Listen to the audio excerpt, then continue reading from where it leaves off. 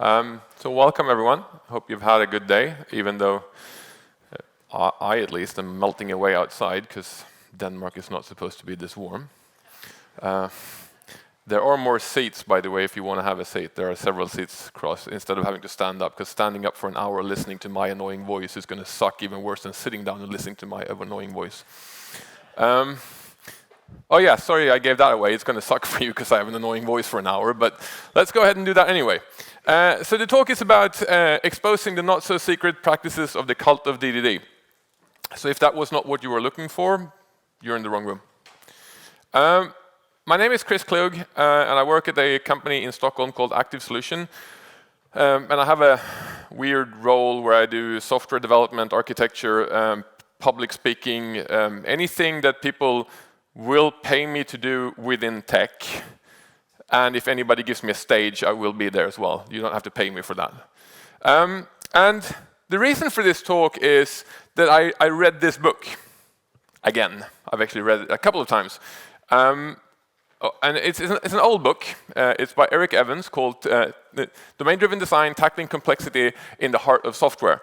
And the first couple of times I tried reading it, it honestly put me to sleep within like 4 minutes of opening the book.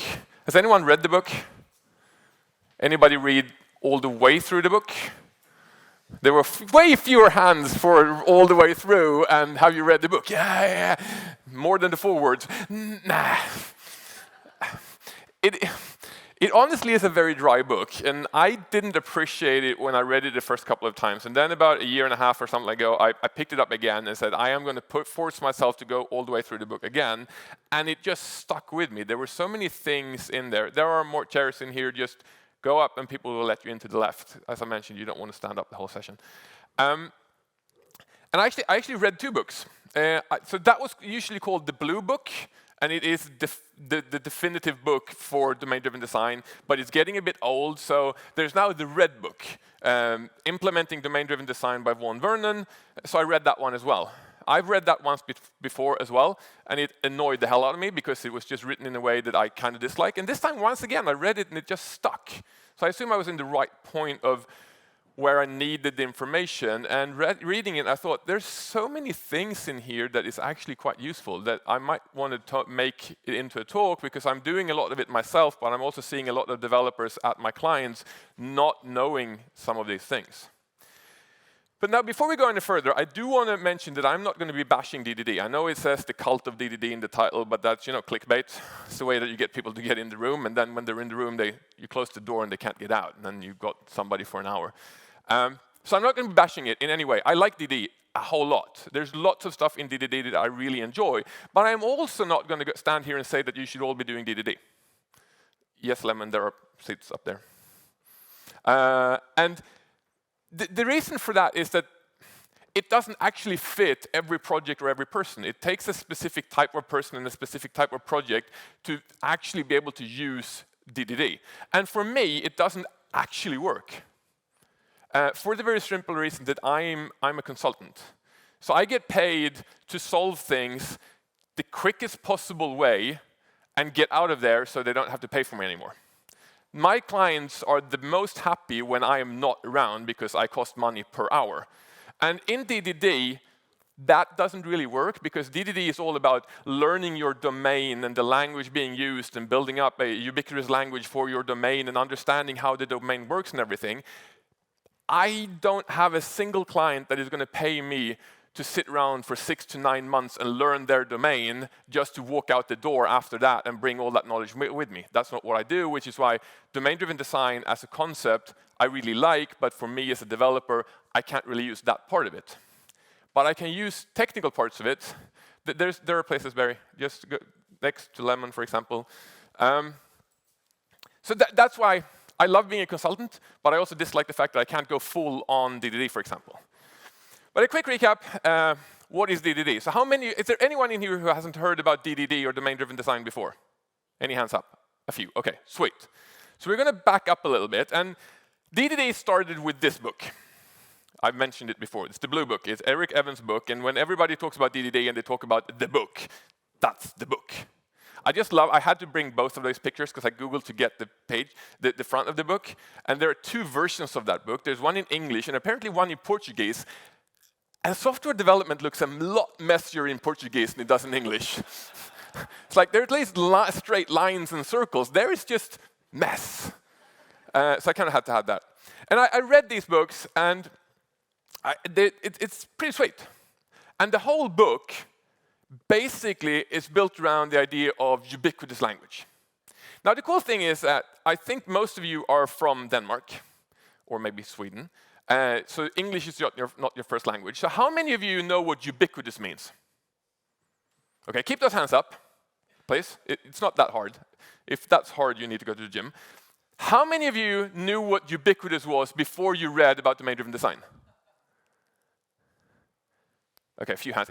So you're natively English speaking, so you don't count. That's the thing. Ubiquitous is a really weird word for me. And you look at it and you go, okay, so what does it mean? So I went to Google and put it in. I kind of know what it means. I want to see what does Google say it means. You don't need hands anymore. I just thought it was funny to see how many of you learned it through DDD.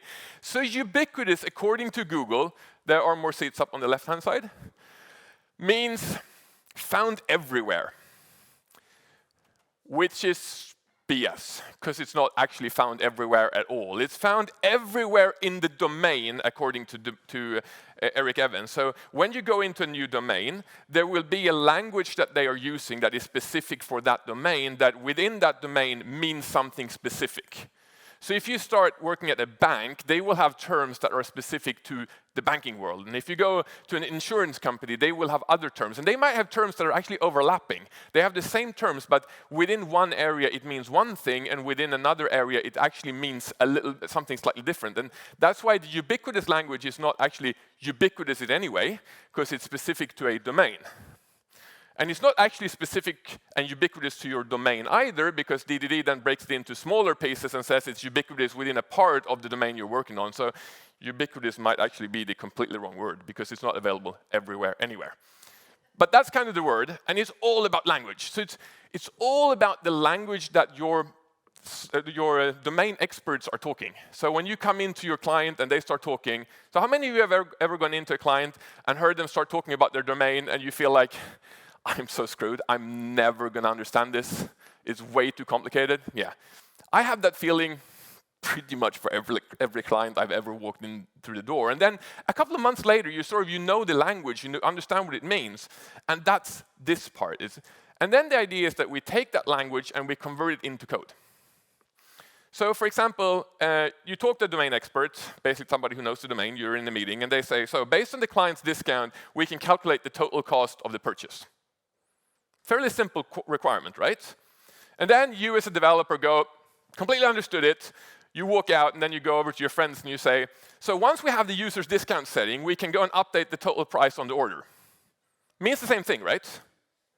Except for the fact that there are now user settings, and it's a total price, and it's an order, and it's not what the domain expert said. It means the same thing, but it's not what the domain expert said, right?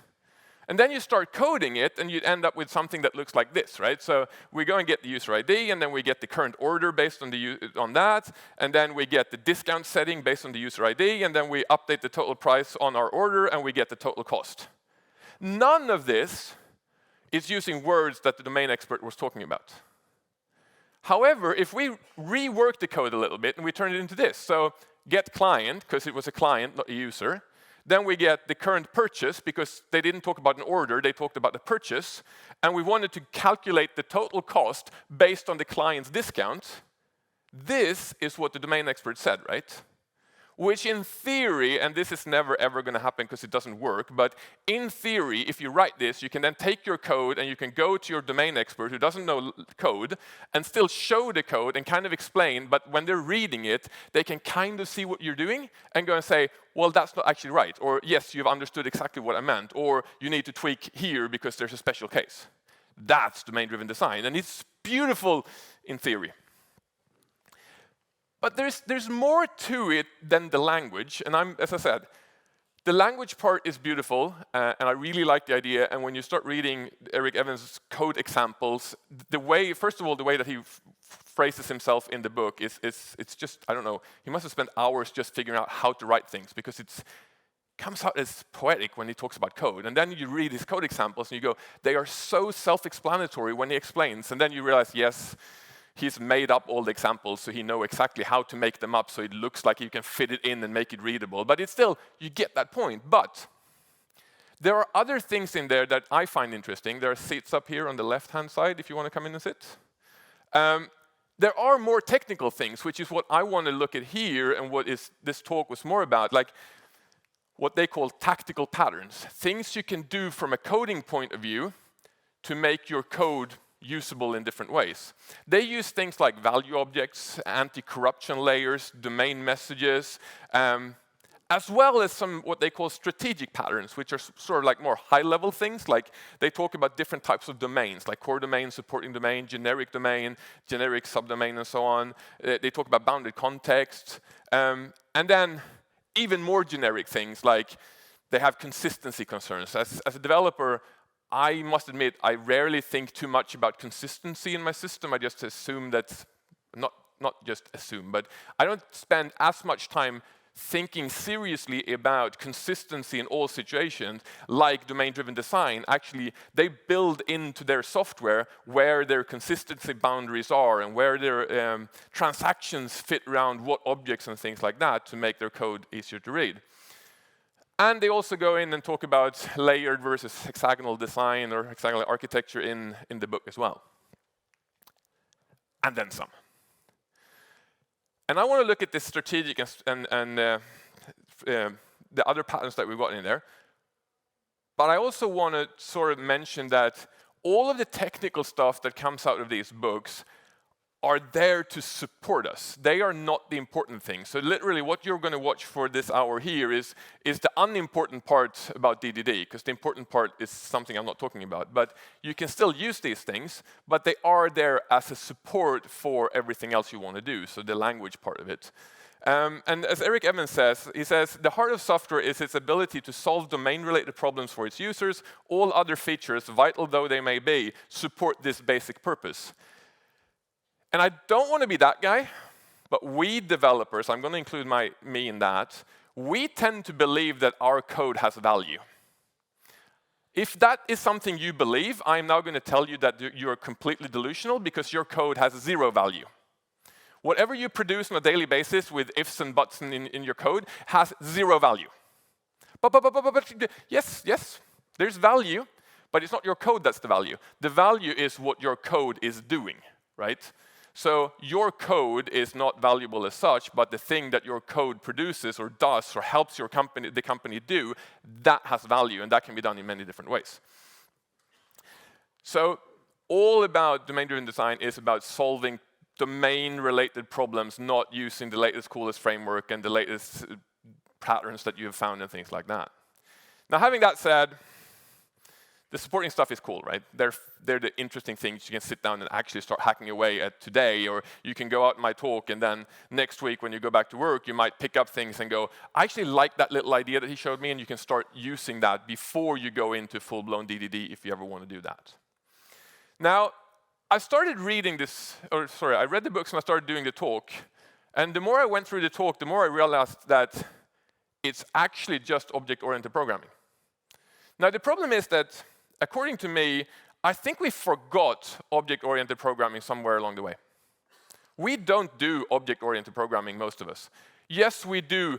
We use objects, because if you do C#, you're kind of stuck with objects. They are there. You will be using objects. But just because you make things into objects doesn't mean that you're doing object-oriented programming. It means that you're programming with objects. It doesn't mean that you're doing object-oriented programming. And I'll try to explain that with a couple examples. Now, before we get started, I kind of have to have this slide up here. My examples suck, but they are concepts. I had to put this in there because I showed this talk at the office I work at, and they had no feedback whatsoever except for the fact that my samples were wrong. I have a sample, so this sample here, no, actually it's not that sample, sorry, I'm going to get another sample going that talks about Swedish personnummer, like the kind of social security number-like things we have in Sweden. I assume Denmark has the same thing.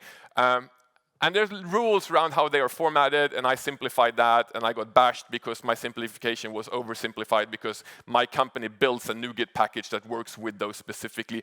So I put this in there. Now you know, if you walk out here and you give me a red or a yellow stick note there because my samples are bad, I will hunt you down. Don't know how I'll find you based on completely anonymous notes, but I will. Somehow, I will. Anyway, here's some code. Finally, you get to see some code at a coding or a developer conference. This is very, very common code that I see, or something similar like this. You have a user repository. I'm going to get back to that repositories in a while, but let's just say we have a repository. We get the user by ID, and then we have a bunch of validation logic regarding null values and length and things like that, and age validation and things like that. And then we update the user's first name, last name, age, and then we call the user repository and save the user. How many of you write code like this? Okay, so a few are honest, a few are lying their asses off, and a few might have understood some more things. There's nothing wrong with this, and I've written this code over and over and over again for the last 20 years, and it's always irked me a little bit because it's a lot of code.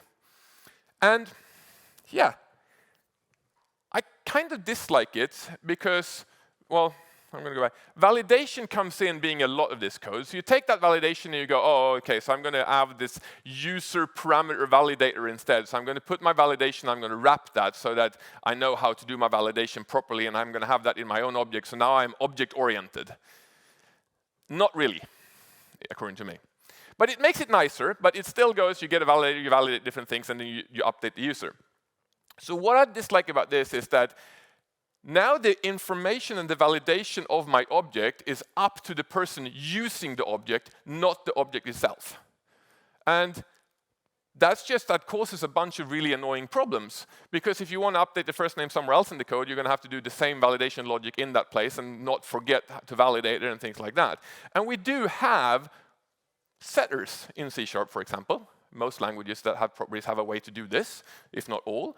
If we then instead bake in our validation logic into our property setters instead, it means that whenever you use the object, validation is there and you don't have to care. You don't have to reuse different validators and things like that. And it then means that your code looks like this. Beautiful and simple. And Eric Evan talks a little bit about this. He says the beauty of objects is their ability to encapsulate all that so the client code is simple and can be interpreted in terms of higher level concepts. That's a tiny little thing of just using setters to do validation, but it makes your code so much easier to read. Just move it into your setter and you're good to go. So how many of you are doing this on a regular basis? That is not every hand in here. How many of you are developers? More than the people who just put up their hands. Okay. So we agree that that is code being written. Now, I look at this, and I tend to go and say, that's all about updating personal details for that user. So how about we just wrap that into a update personal details method instead, and I at least get that into my object, which then means that my code goes to this instead. So I get my user, I call update personal details, pass in the parameters, and I save the user again. Now I have encapsulated all of the logic around setting usernames or name and age and all of that in one method, which makes it better. Easier to work with, easier to understand the API. And a developer that comes in the next time knows that, oh, I can do that, I can call that method, and it requires these things to be set, which also forces me to know that the entire object is valid. Once the object has been instantiated, there's no way to manipulate this object out of being valid, because all of these functions that you call on the object will know to not allow you to put your object in an invalid state. Now, DDD would take that even further. They will use something called value objects. How many of you have heard about value objects? How many of you are using value objects? Oh, a few, okay. So value objects in DDD world would basically look at this, and they would say, that's a value. That's a personal, for example. Once again, my examples suck, just agree with that. But it basically looks at it and goes, oh, those things are updated together. They are a thing. They are personal details. They come as a value that you attach to a user. A user has personal details. So they will take that and turn that into a separate object and turn it into a little personal details object instead. And then In this case, I'm using records because they are supposed to be immutable, so we get all the validation logic and everything in here like we expected. So we get a constructor that forces you to pass in first name, last name, and age, so you can never put your user in an incorrect state by not providing an age or a username because it's forced by this. It has validation in the constructor, so you can never create this object without calling the constructor, which means that you can never create a user details object that is in an invalid state. Which is kind of cool, because it allows me to turn to my user class and say, hey, I'm just going to have a public get set on this thing.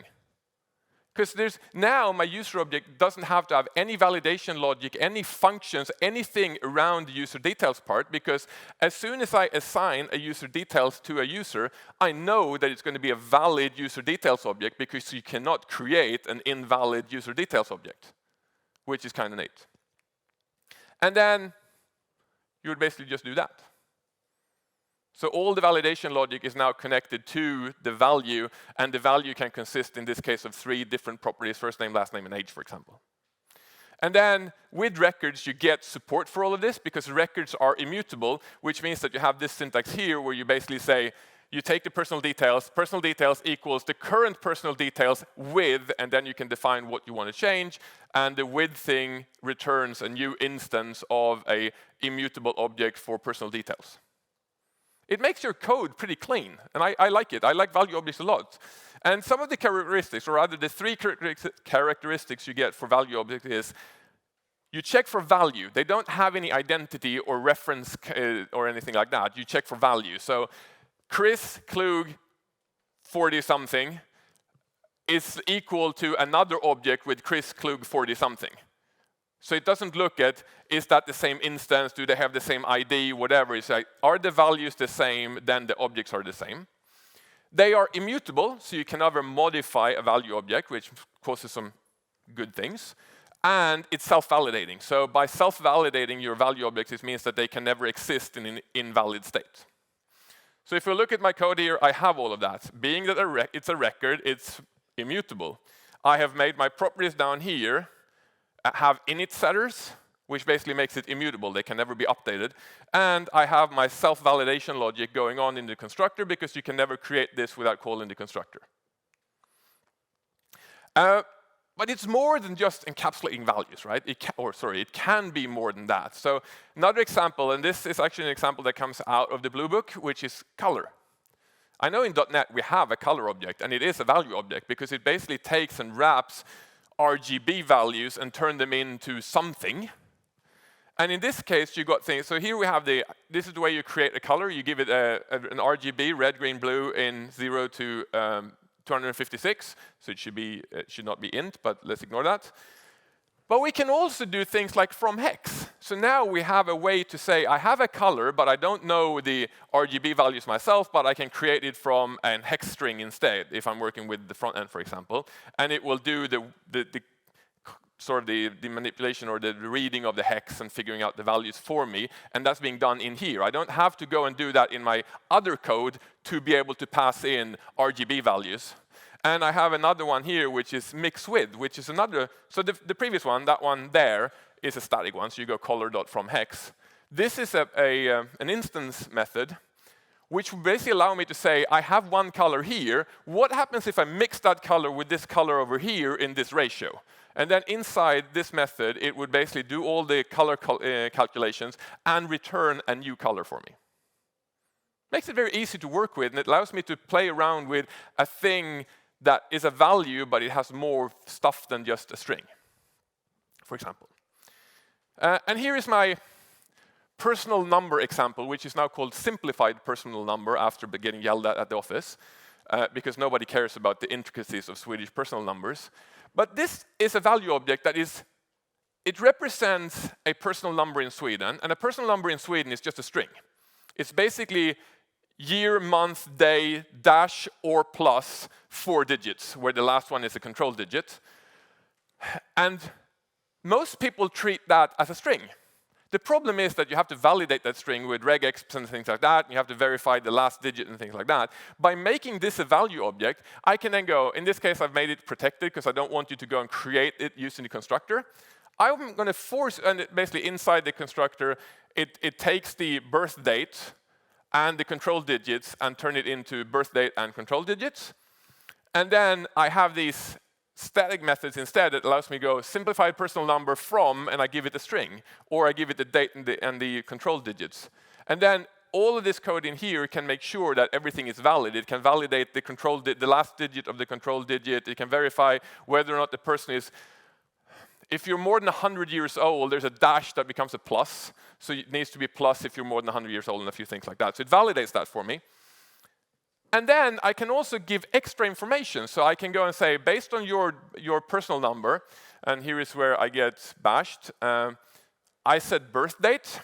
That's one of the things that you're not allowed to do, because apparently the date is not necessarily your birth date, because if you're coming as a refugee without papers, they will give you a number or a date, or if there's more than X number of people born in a specific day. Basically, if there's more than 1,000 girls or 1,000 boys born in the same day, there are not enough control digits. Actually, it's not even 1,000. And then you might get another.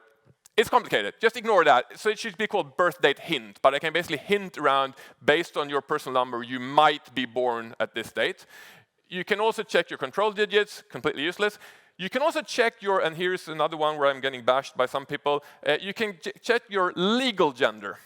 So basically, based on one of the digits in the 4 digits at the end, you can see what gender you were born with. So we can basically figure that out based on this as well. But I can also do things like having it formatted. So you can so I always format personal numbers in a very specific format, 10 digits or 12 digits, for example.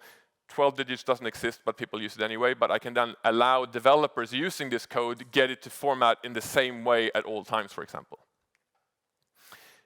But you can also, if we want to back up and make it even simpler, it can be used for something really, really simple. So, pop quiz. What's wrong with this code? No one? Hand? What? Partially correct, yes. The incorrect thing with this is that I'm supposed to pass in the 5 first and the 3 as a second parameter. How do I know this? Don't know. Somebody told me. Or the parameter name for the input thing says what I'm supposed to be passing in, so I should know it based on that and then figure it out. But if you do this, I can honestly admit that I have probably spent way too many hours of my life trying to figure out bugs caused by this, because you do it incorrectly. Or especially, this looks stupid, but when you have these methods, especially in C# where you go do this thing and it goes string, string, string, bool, bool, bool, int, int, double, double, bool, string, and you go, fuck. And then somebody goes in and says, oh, I had another parameter. I put a string in there. At what position? I put it at the beginning because that was easiest. Yeah. So the answer to this is they were the wrong way around. And we can make this so much better by just doing this. This is literally all the code. This is not an abbreviated version. If you just write public record user ID int value and public record group ID int value, you get a value object called user ID and you get a value object called group ID, and then you know that you can only pass in user IDs as the first parameter and group ID as the second parameter. So you're now locking the developers down to passing in the right thing, because a user ID is a value. It is something specific. It is not just an int.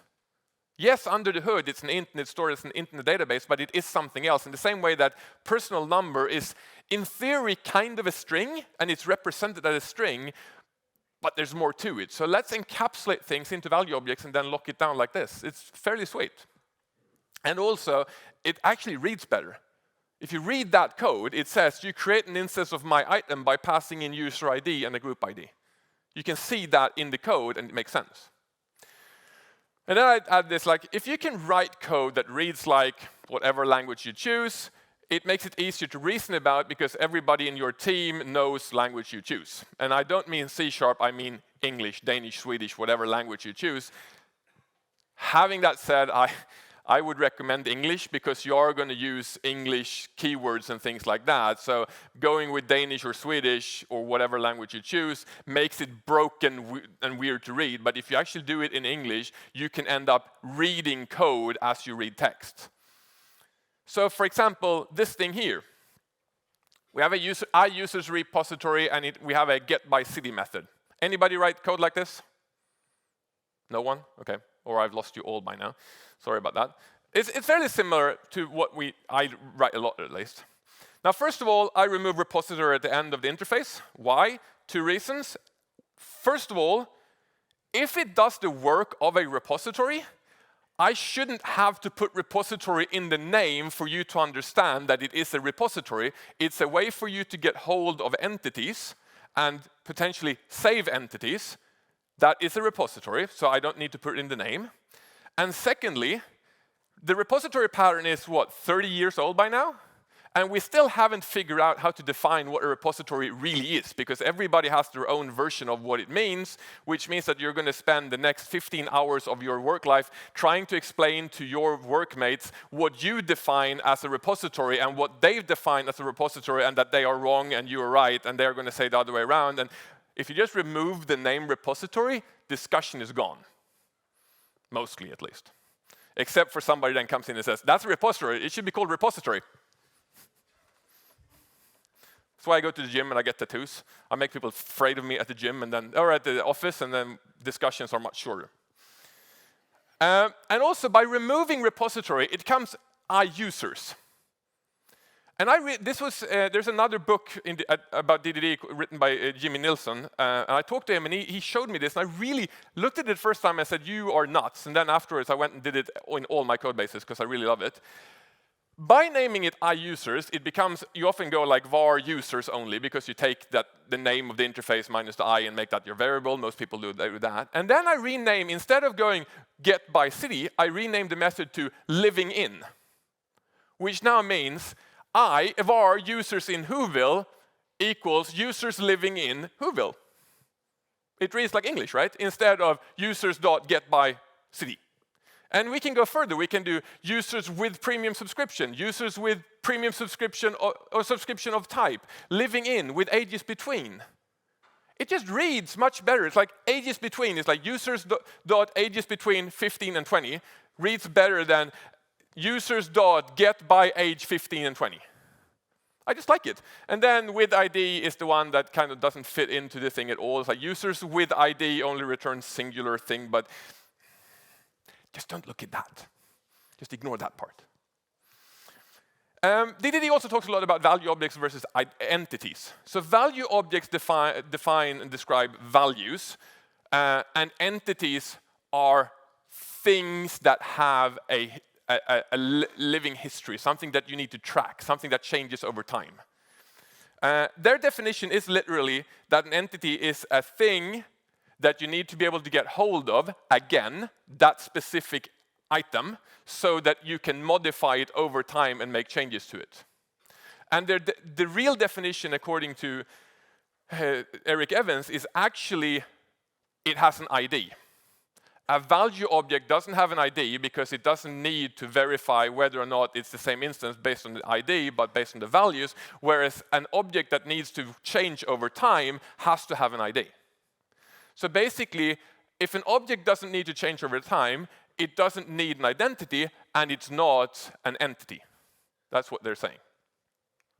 However, identities, when you get to entities, are important. They are really important because that identity is the way that you get hold of that same entity once again. So it's like the user ID might be really important, or the course ID, or whatever ID you are using is really important because you need to get hold of that entity. However, it doesn't need to be the freaking database integer.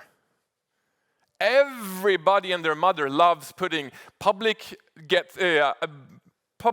int ID get private set on every single object that they create, and that's the ID that is used for everything. It doesn't need to be. Choose a better ID if there is one. So for example, a Swedish person has a personal number that uniquely identifies that person. Why are we not using the personal number as the identifier for that user instead of the database integer? I am pretty sure that at Skatteverket in Sweden, where they register all the people or wherever they do it, I assume it's the Skatteverket that takes your taxes, they probably have an integer for me. I have no idea what that integer is, and I'm never going to go and say, I am integer 464,600,000. That doesn't work, but whenever I go into the bank and I give them my personal number, that's the way that they find me. So remove the freaking ID.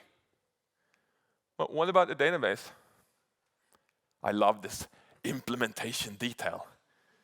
Like starting development 20 years ago, I hated people went and talked about stuff, and you would say, what about that thing? Implementation detail. And then they just moved on. It's like, what does that mean? That's really important. That implementation detail is actually pretty freaking important. Implementation detail. But I'm not going to skip over it. I'm going to explain it. So, first of all, if you do need the int for some reason, put it inside your object as private, hide it from the outside so that no developer outside of your object can ever see that integer, and they can never use it again, and then you have your freaking database integer, but it can't be used. Sweet. Or, and also, by the way, if you're using Entity Framework, which most people are when they're talking to the database in .NET, it actually supports doing this. Property of int, and then you give it a string. If that string corresponds to a private field in your application or your code, it will map towards that private field of your code, so it doesn't need to be public, just map it as a private thing. Works fine. Or remove it completely. But what about the database? Implementation detail. Once again. But indeed, in Entity Framework, if you do property of int and you give it a string that doesn't exist as a property or a private field, it becomes a shadow property. A shadow property is a property that doesn't actually exist more than inside Entity Framework. You can query using it, Entity Framework keeps track of it, but it doesn't need to be in your model at all. So we can literally make it an implementation detail of the database and work without the ID completely because Entity Framework fixes it. And yeah. Coming back to the, when I did Entity Framework things, I just want to go back. The value objects work fine in Entity Framework as well. You can do what's called a complex property and say, oh, this thing has a personal information, and then it will actually map the properties of the personal information to the same table that your user is being stored in. They're going to map it slightly weirdly, so you're going to tell it what column names and things like that. But you can map it in Entity Framework without a problem. And if you're doing the value objects that just encapsulate value, you can use hash conversion and tell Entity Framework that when I give you a user ID, it can be converted into an int using this function. And when it comes back from the database as an int, you can convert it to a user ID based on this thing here. Very, very simple.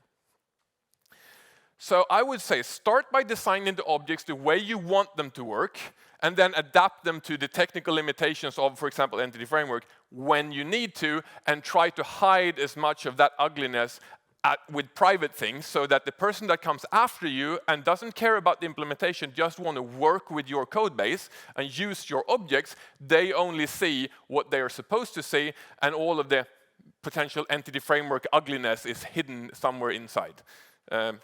Kind of like our feelings sometimes. Different story. But let's kind of zoom out a little bit from code and have a look at a bit more architecture, like high-level architecture. And I hate using that word with Barry in the room, because Barry knows architecture and way more than I do. But let's call this architecture stuff. So how many of you have seen this thing before? It's called a layered architecture. I know that much. Layered architectures allows you to talk to the layer beneath you, but never to a layer further down or above you, which means that you are not allowed to do that. You always talk to one layer beneath you, and if your business logic needs to talk to the infrastructure in some way, it has to go through a persistence layer, for example. Always just one layer down. And that sucks, and it's quite annoying, which is why everybody seems to be building what's called a relaxed layer architecture, which allows you to talk to other layers underneath. And you're laughing. It is literally called relaxed layered architecture. If you Google it, it's a thing. I think it's a thing because we all misunderstood layered architecture and decided to do that instead, and then somebody said, yeah, it's a relaxed one. This allows us to talk all the way down. Now, in DDD, so you might not have seen the difference here, but in DDD, they use this idea, for example, but they renamed the layers a bit. You still have presentation layer, but then they have what they call the application layer, which is basically you do presentation, the presentation talks to a layer that converts your thing into basically use cases. I want to perform X, I want to rename a user, I want to create a user, I want to do all of that. That's in your application layer. Application layer talks to the domain, which is basically I call up the user, I change the user's information, and then it talks to the infrastructure to persist it to the database. Those are the layers that they use, and that works fine. Until we move into a world where people start talking about messaging is awesome. We need to have messaging everywhere. Messaging will make the world better because we all need microservices and that will solve all of our tech problems. It won't. Now the problem is that messages don't come through the presentation layer. Messages comes in at the infrastructure layer because that's an infrastructure concern. There's a service bus. That's the thing that sends messages, or you receive messages from, which is not a presentation thing. So you have to go from the infrastructure layer to the application layer to get shit done, right? And what did we say about that? You can't do that.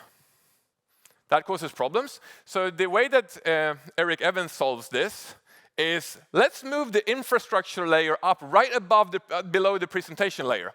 Because that kind of solves our problem, because it now allows me to send messages to that layer, which is then allowed to talk to the application layer, that is allowed to talk to the domain layer, and then the domain layer needs to go up to the infrastructure layer to persist things, which is now not allowed either. Kind of sucks. So what we need to do to make that work is that we kind of need to inject the infrastructure layer into the layers below, so that we can call, the domain can call something inside the domain, but it kind of fakes itself up to the infrastructure layer. This is like highly theoretical and nobody really cares, I know.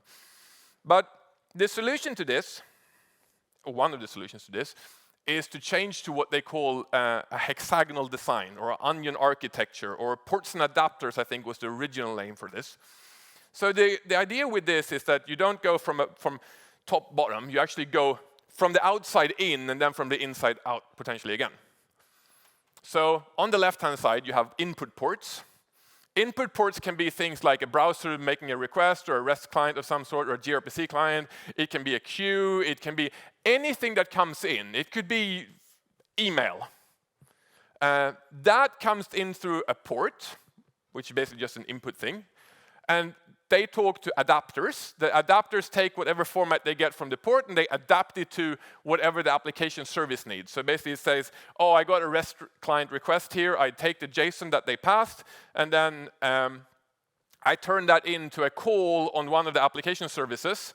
And the application services then uses the domain model with the domain objects and entities and things to perform the actual work that it needs to do. And then to save it, the domain model, through that injection thing I was talking about in the layered version, it basically says, I am done, and then the application, it talks to application services, which allows us to persist things, and then that uses adapters, and those talk to whatever storage mechanisms you have. So you have input and output ports, and you go from the outside in, and then potentially from in and out. It doesn't really matter. It's kind of, I don't know, tomatoes for versus layered architecture. But the important thing, as with layered architectures, is the fact that there are watertight seals between these layers.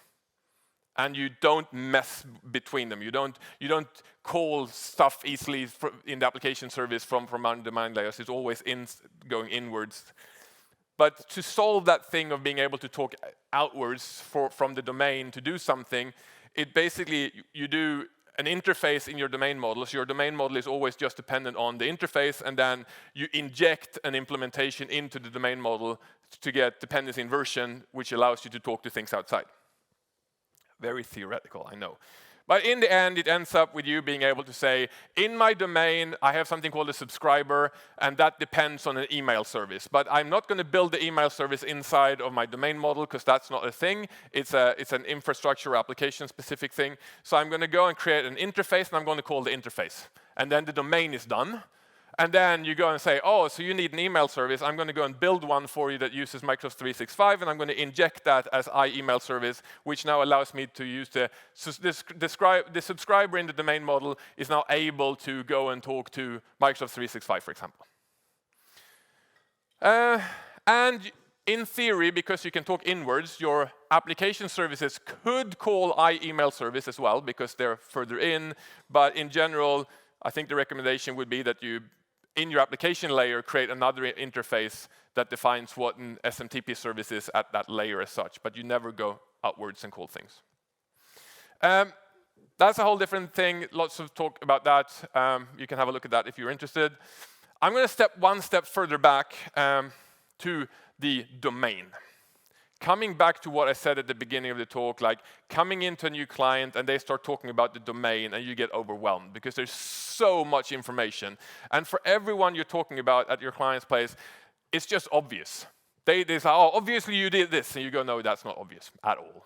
And it's really hard, and you're scared, and it's like, how am I ever going to fix this? And it's that old thing, that old saying, like, there's only one way to eat an elephant, a bite at a time. And it is unknown, by the way. If you're telling me that you know who said it, you're lying, because nobody knows, and I've checked the internet, and I've checked everywhere, and the general consensus is nobody knows. And it was not Gandhi. And it wasn't Abraham Lincoln either, by the way. Anyway. DDD took that and basically said, okay, so we're going to divide the domain in two ways to allow you to take that elephant and put it into smaller chunks so you can work with them without getting overwhelmed. So the first way is that they divide, and this is where domain becomes a bit of an overloaded term. So if we talk about the domain, it's banking, or it's insurance, or it's whatever domain you're working in. But inside that domain, you have smaller domains, what they call core domains and subdomains. And basically, that's a part of that bigger domain that somebody is working on. So within a bank, there might be a small part of the domain that works with loans for consumers. And then there's another part of the bank that works for loans for companies, for example. And those are two different domains. They have potentially different definitions of what a thing is. A loan means one thing in one place and another thing in another place. I happen to know this because I'm working on that right now. And apparently, asking for a loan, if you're a big company for the bank I'm working with, they collect 1,800 parameters before they make a decision. If you go in and you ask for a loan, they check basically your name and your income, and you're good to go. So there are two different things, which is why they're different domains, basically. But it allows you to go and say, so there's a core domain. This is the important thing that I'm working on. I'm working on loans for businesses. That's my core domain inside the domain of banking. And then we break that down and we go, okay, so to build my domain, there might be a few supporting domains. So for me to be able to work with loans for companies, I'm going to have knowledge about companies. I need to be able to find companies based on their company IDs in Sweden to see how much money they made last year and all of that. That is not part of my domain. I work with loans. I happen to need the revenue from last year to be able to do my job, but it's not part of my job to know that. That is then called a supporting domain, because it's something that needs to be solved, but I need that information, but it's not part of what I'm doing. I just need it. It only supports me to do my job, which is my important part. That is called a supporting domain, and it's something that basically your colleagues might be working on that instead. And then you have what they call generic subdomains, which is another part, another system or another thing that I need to perform my job in my core domain, but it's generic. It doesn't really matter. Say, to be able to do banking online as a company, I need you to be able to log in. So I need a user management system that allows you to log into the system to do it. I need for people to be able to log into my system to do my job, to be able to offer them my core domain, but I don't really care about users. I can put that in Entra ID, I think it's called nowadays. I can put it over there. So that's somebody else's problem, but it's not a supporting domain because it's not important enough for me to put developers onto building it, because I can literally go and buy it off the shelf from Microsoft, which makes it what's called a generic subdomain. So for example, say that you're building an e-shop. The core domain for me is I'm building the e-shop. The important part is the actual little shop that I'm working on that actually sells my things, but I am going to need a loyalty program and some user management. Now, these in my world are going to be supporting domains that another team are going to build, because for some reason my user management is very, very specific, so I need to build it myself. I couldn't find an off-the-shelf product for some stupid reason. And loyalty program, once again, I have a very complex loyalty program scheme, so I need to build that myself. But I'm going to let other teams do that for me, and then we just define what the APIs between them are supposed to be, and I can go and build my things, they build their stuff. So for me, the eShop is my core domain, and those are supporting domains. But the developer building the loyalty program for that developer, that is their core domain, because that's their important part, and they might have other domains that they are dependent on. And then inventory management and newsletter management, those are generic subdomains because those I can get off the shelf. I can go and get a newsletter system online for pennies, and inventory management is a complex area that I don't want to build myself, so I buy a system based on that as well. So they are generic supporting domains that I can use. So looking at the whole thing, and then basically isolating islands going, this part I really need, but I don't want to build it. This part I really need, I don't want to build it. And then you look at the things that you need to be able to perform your core task, but then outsource the other parts to either other development teams or to something you can buy off the shelf. That's domain-driven design's solution to dividing the domain. And then they realized that within one of those subdomains or core domains, generally your core domain, it might be too big of a domain for one team to handle. So if you want to keep your team small, you can't build really big things. You can't be 5 developers and build the next, I don't know why I was about to say SAP, because you don't want to build that, but you can't build anything really large with only 5 developers unless you have infinite amount of time, right? So what they're saying is that if you need to put 2 development groups on one core domain, for example, you can divide that domain into what they call bounded contexts. So bounded context is one area that one team is responsible for, and they define the language for that part that they are building. And then the other team working on the same thing, they define their own version of the language, and they define what something means in their domain, or in their bounded context. And then you need to go and talk between the teams and say, okay, so when we're doing this thing and you need to do that thing, we need to be able to communicate like this, and here are the communication ways. But each team basically is self-sufficient and can do their own thing and have their own language. So you don't have to sit down with 25 developers going, so what's the definition of a user? Well, we need a user ID. Oh, we need a name. Oh, I need rebate codes connected to the... It's like you just go and say, your team, you have a user, you define what a user is in your area, I define what a user is in my area, and then whenever we need to talk to each other to solve the bigger picture, this is how we solve those communication problems. And that part is really complicated, so my only tip for this is basically go and take a step back, look at your code and say, can we divide this in any way? Can we divide it into subdomains and core domain and subdomains and basically split it up and put more teams on it and have predefined communication ways between the domains? That makes life easier. And honestly, if you can go and buy parts of your solution off the shelf from somebody else, seriously consider that. Unless it's SAP, don't consider it done. But everything else is often much cheaper than building it yourself unless you need something very, very specific. But it also means that you have to start communicating, and that's hard.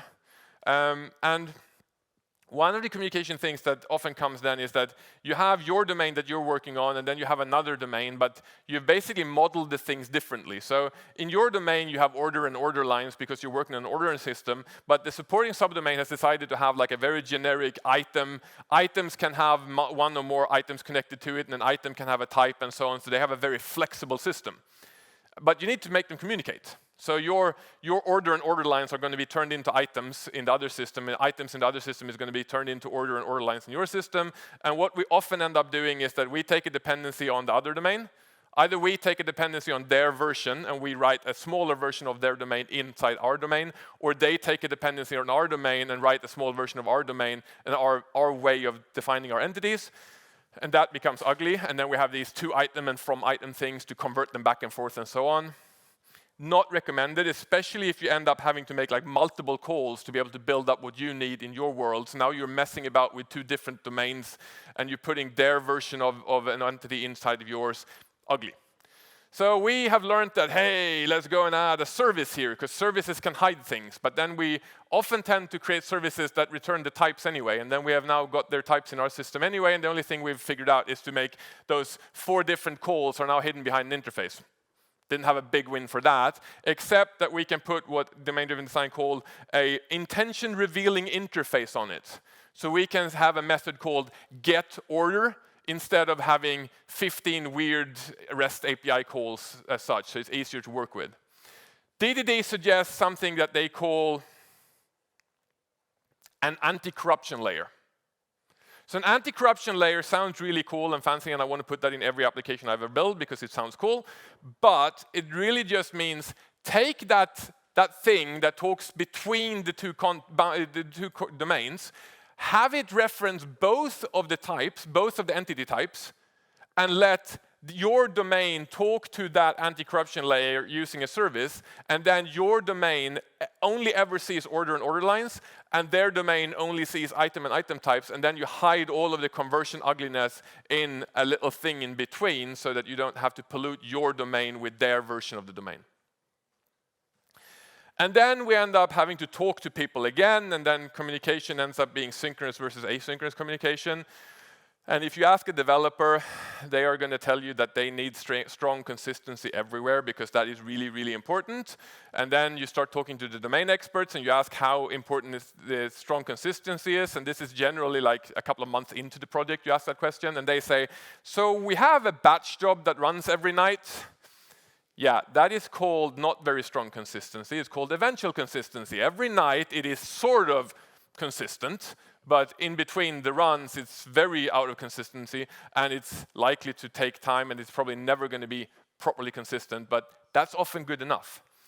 And that's why we have a lot of eventing going on, because eventual consistency gives us a lot of really cool benefits. Now, we often talk about events or messages being sent between domains, between different parts of the system, different services, we send messages. We've heard those before, but DDD talks about domain events, which are actually really cool. So domain events are little events inside your domain. Little, just records like this. It's like account created, order completed, user account tier changed. Whenever you do something in your system, you might take one of these messages and just throw it out there. And go, this is what just happened. This is what just happened. And maybe you have a use for them at the moment, or maybe you don't. And it looks like this. It's like you go, okay, change account tier. I'm just going to go and raise that event. So it's account tier change for this user. And might seem stupid now, and then your product owner comes and says, maybe we could get people to keep their premium accounts if we offered them a discount when they downgraded their accounts. Oh, we have an event for that. That's easy.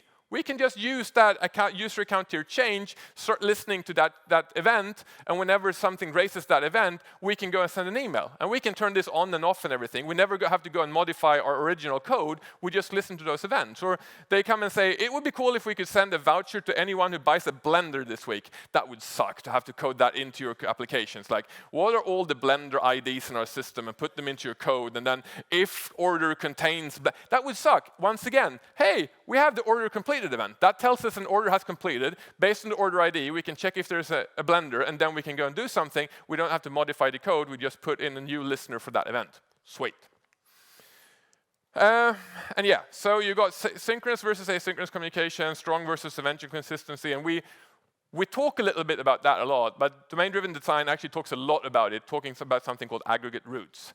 So aggregate root is the type of entity that you're allowed to pull out using your repository. And then that is your consistency boundary. You pull one of those out of the database, you manipulate that thing, and you save it. That defines that that entity is always saved as an atomic unit. It's saved or it's not saved, and that defines your consistency boundary. That entity will always be consistent together. This is really hard to do in real world, but if you can do it, it's actually a very nice idea, and it makes consistency easier to reason about. At least give it some serious consistency. Now, a quick thing, I am running out of time, I know, I'm going to do this quick. But what about consistency in messages and domain events? How do we solve the idea of writing something to the database and sending a message? Because if I put a transaction around this, the saving to the database, and then I send the event to the service bus or event bus once I have saved my entity, if that goes down, I have now saved it in the database, but I haven't sent the event. What do I do now? Do I roll back? Maybe. But what if it was actually the network that went down? Did I actually send that message? Should I roll back the thing in the database because it failed? Or was it the network that went down and it actually went all the way and sent the message? If I roll back my database transaction, now I'm going to be, it's really complicated. And if you put the transaction into your service bus, or you include the sending to the service bus inside of your transaction, then Your service bus is not going to support some form of distributed transaction probably. So what happens is you send the service bus message, and then you try to commit your transaction, and then your transaction fails, and now once again you've sent your message, but you haven't saved the thing to the database, and you just messed up. Kind of sucks to be a developer. Whatever you do, you fail. So you can use something called the outbox pattern. That was hard to say. Sorry, I'm not even the least drunk. If you instead go and save your entity and your event to the database, you can do that inside of a transaction. You know that the event and the change to your entity is going to be saved inside a transaction. It's either going to go through and it's not going to go through. And you can then have a little thing that polls the database to see if there are any new events that needs to be pushed to the service bus. And that thing can basically have retry policies and things like that to make sure it works. But it means that the event and the entity are saved and persisted as an atomic unit. Doesn't that mean that the message can be published more than once? Yes, it does, and that's the way that messaging works.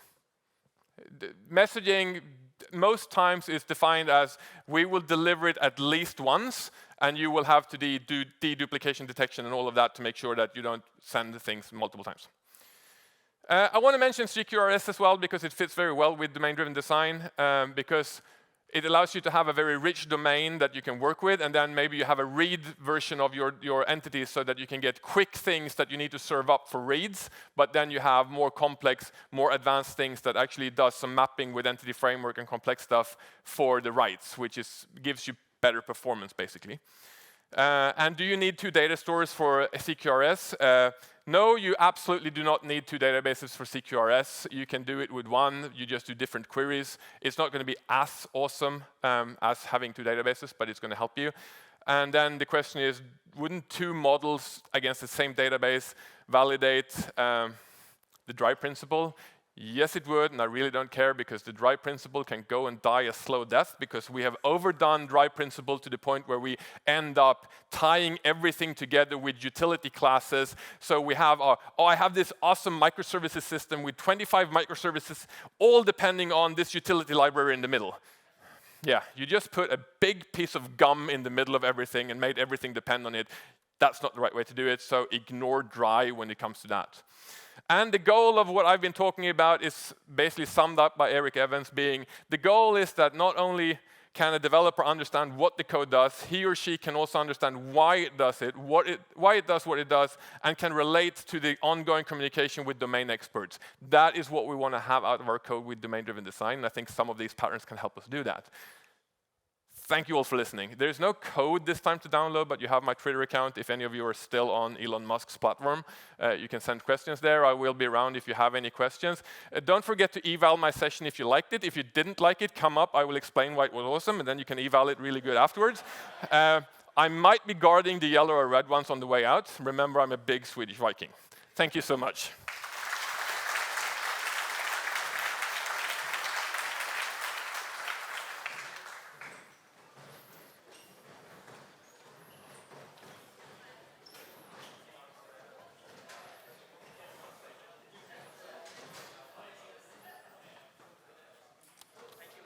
Thank you.